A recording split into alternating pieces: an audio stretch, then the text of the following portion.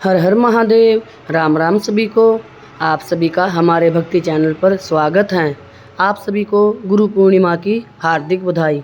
सबसे पहले मैं अपने गुरुदेव और अपनी गुरु माँ मेरे सर्वेश्वर के चरणों में कोटि कोटि दंडवत प्रणाम करती हूँ।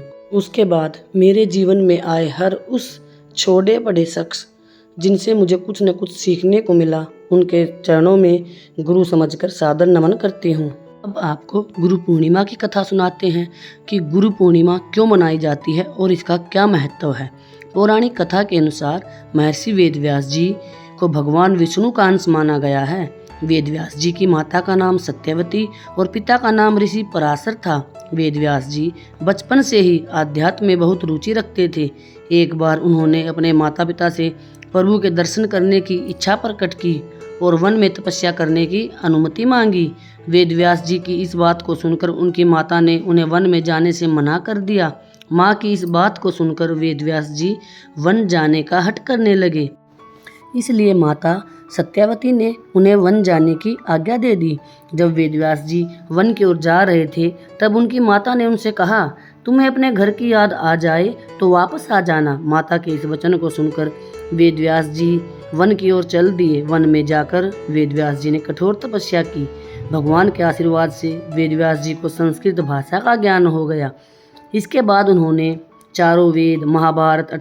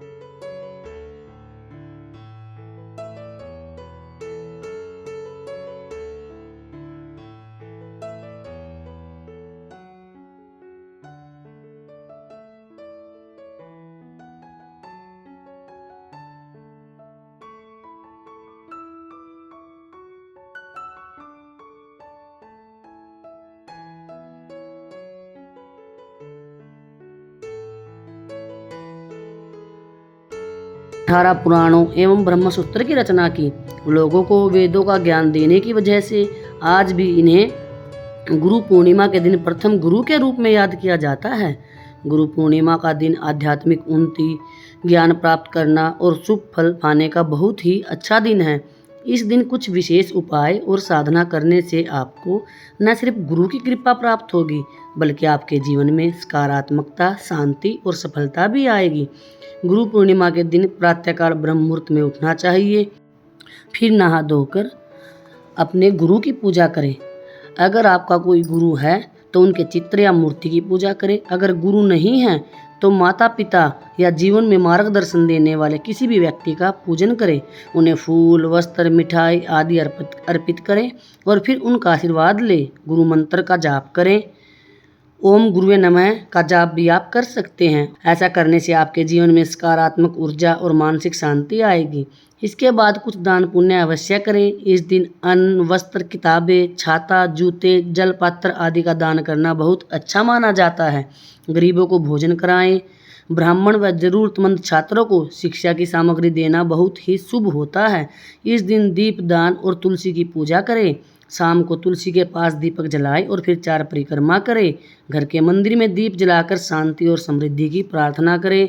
इस दिन आप भगवत गीता, रामायण, शिव महापुराण, गुरु चरित्र इन ग्रंथों का पाठ भी कर सकते हैं। इससे जीवन में दिशा और उद्देश्य मिलता है। इस दिन अपने जीवन में कुछ छोड़ने का संकल्प अवश्य लें, जैसे कि क्रोध, आलस्य, ईर्ष्या, गलत संगति। यह सब छोड़ने का संकल्प ले। इस संकल्प से जीवन शुद्ध होगा और सफल बनेगा।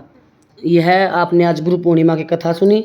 अगर आप सभी को यह कथा अच्छी लगी तो चैनल को सब्सक्राइब ज़रूर करें आप सभी ने इस कथा का इतना प्रेम पूर्वक श्रवण किया, इसके लिए आप सभी का शुक्रिया शुक्रिया शुक्रिया। राम राम सभी को।